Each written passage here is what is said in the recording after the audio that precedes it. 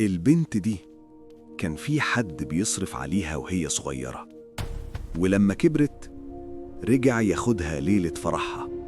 ومن هنا بتبدأ الحكاية. في الصعيد، في بيت قديم سقفه عالي، عاشت بنت اسمها نور. من وهي صغيرة كانت حاسة إن في حد معاها، مش مجرد إحساس، ده كان يقين. كانت بتسمع خطوات وراها، همسات خفيفة، وفي كل مرة تلف مفيش حد. في بيت جدها الحمام كان فيه شباك كبير على منور، وكل يوم وهي بتغسل وشها تسمع صوت كأن حد بينادي عليها. الموضوع اتكرر كتير لحد يوم عمرها ما نسيته. كانت واقفة بتعيط لوحدها، وفجأة حاجة اتحدفت قدامها، طوبة صغيرة.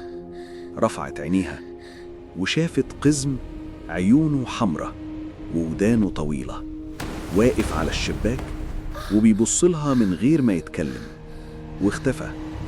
من اليوم ده حياتها بدأت تتغير. كل يوم وهي رايحة المدرسة كانت تلاقي فلوس في الأرض، قروش كتير، بس الغريب إنها كانت الوحيدة اللي بتشوفها. أصحابها ما كانوش شايفين أي حاجة، كأن الفلوس دي معمولة ليها هي بس. لحد ما في يوم واحدة من الجيران قالت جملة غريبة.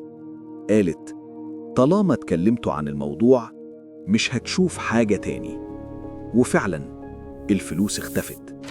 عدت السنين ونور كبرت واتخطبت، وكل حاجة كانت ماشية طبيعي لحد ما الحاجة دي رجعت، بس المرة دي بشكل أخطر. بقت تلاقي دهب، خواتم وسلاسل بتلمع فجأة في الأرض، كأن حد بيحطهم ليها.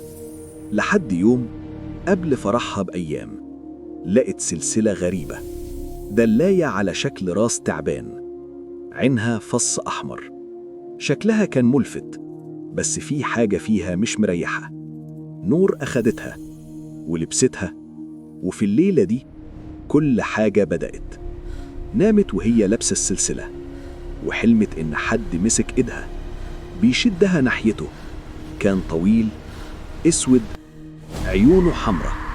قال لها: أنا بحبك، أنا اللي كنت معاكي من زمان، أنا اللي كنت بحطلك الفلوس. نور صرخت: أنا بحب خطيبي ومش عايزاك. سكت لحظة وبعدين قال: هو مش هيكمل، أنا هاخده منك. وفجأة بدأ يخنقها. نور صحيت وهي بتصرخ، لقت أهلها كلهم حواليها، بس إحساسها كان واضح، ده مش حلم. الجيران لما سمعوا صريخها قالوا الحقيقة.